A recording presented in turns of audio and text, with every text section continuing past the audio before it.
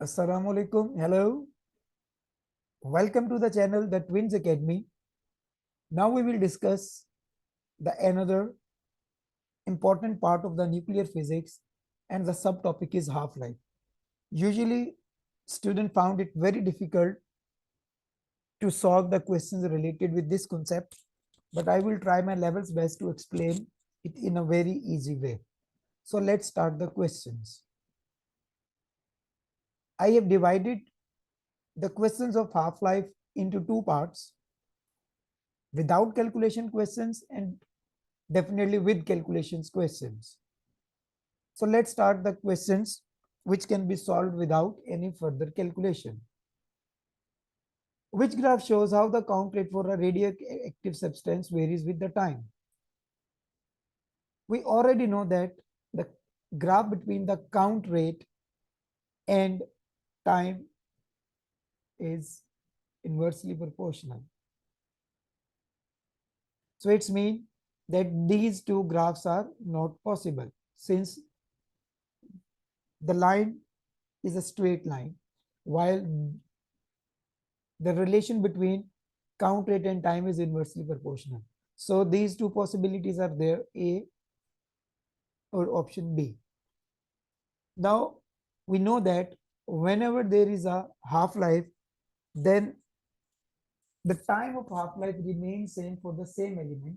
Let's suppose if it takes 30 minutes for the first half-life, then 30 minutes for again for the second half-life, and then 30 minutes for again for the third half-life. So it will be 30, 60 and 90. So interval between time remains same. Now when we look over here, then this interval and this interval, these are unequal intervals. So option B is not possible. Now look over here.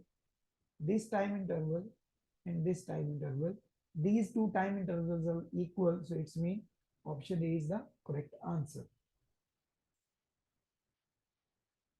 Question number 2. Definitely you people have covered all of the syllabus related to this 2023 syllabus. Now this question is very tricky question.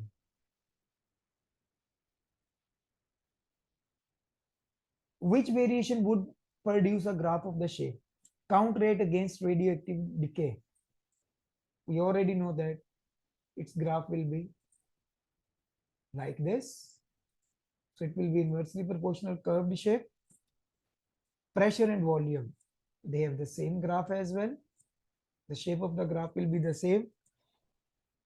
Speed against time for a car moving at constant speed, and in that case the graph will be like this. So now which option is the correct option? Option B, because current and potential difference are directly proportional to each other. So option B is the correct answer.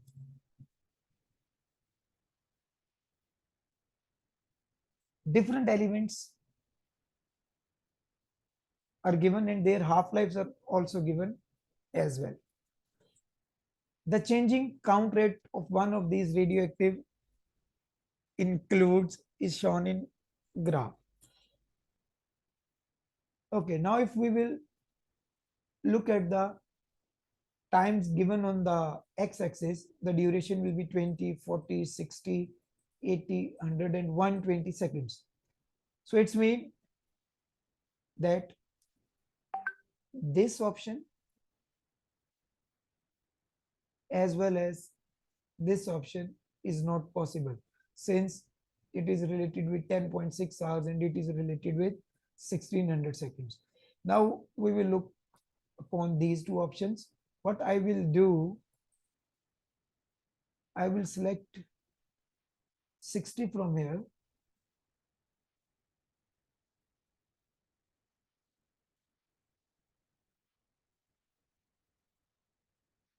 and will draw a straight line.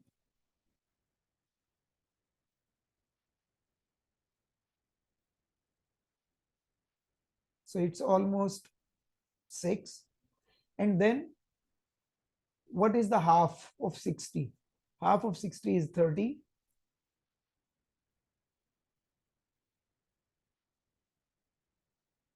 And when we will come through this,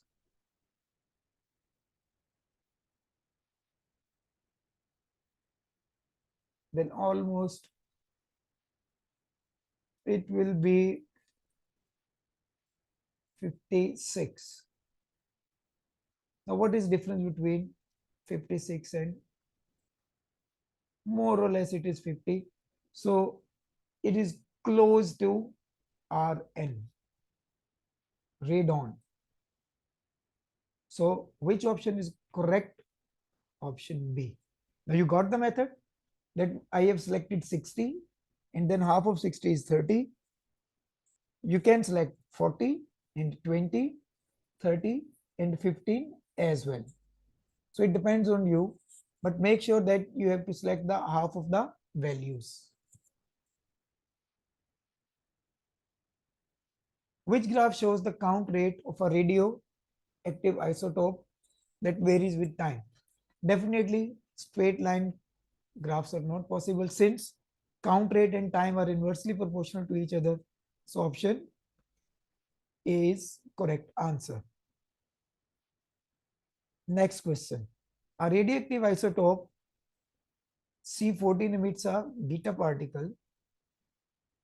A sample of this isotope is left for a period of the time that is equal to its half-life. Okay. Which two quantity decreases to half of their initial value during this time? What was the definition of half-life?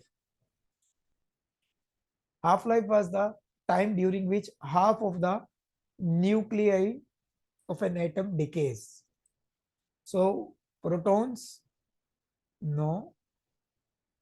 Mass, no. Number of protons, no.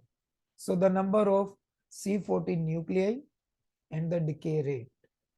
And obviously decay rate becomes half after every half-life. Let's suppose initially if it was 1000, then it becomes 500, then it becomes 250, then it becomes 125. So option C is the correct answer. Okay, now we will move towards the next part, that is MCQ number 6. Which statement about half-life of a radioisotope is correct?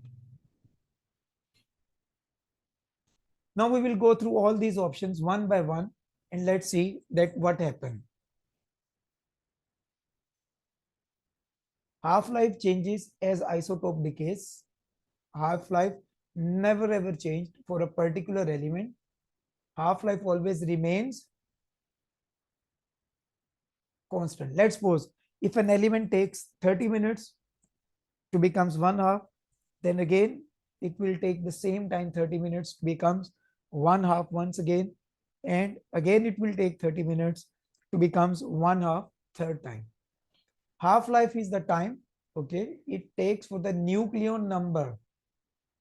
No nucleon number is involved during the process of half-life. You can say count rate, activity rate, nuclei. These are the particular terms which covers the definition or concept of half-life. So option B is wrong as well. Half-life is the time, okay, it takes the number of nuclei of the isotope to decreases to 0. No. To some extent it was correct, but over here, no. What was the concept of half-life? The time after which activity rate, count rate, or number of nuclei of a particular element becomes 1 half. So now which option is being left? Option D. Let's go through it. Half-life is the time it takes the number of nuclei, number of nuclei of an isotope to decreases by 1 half. So which option is correct? Option C is the correct answer.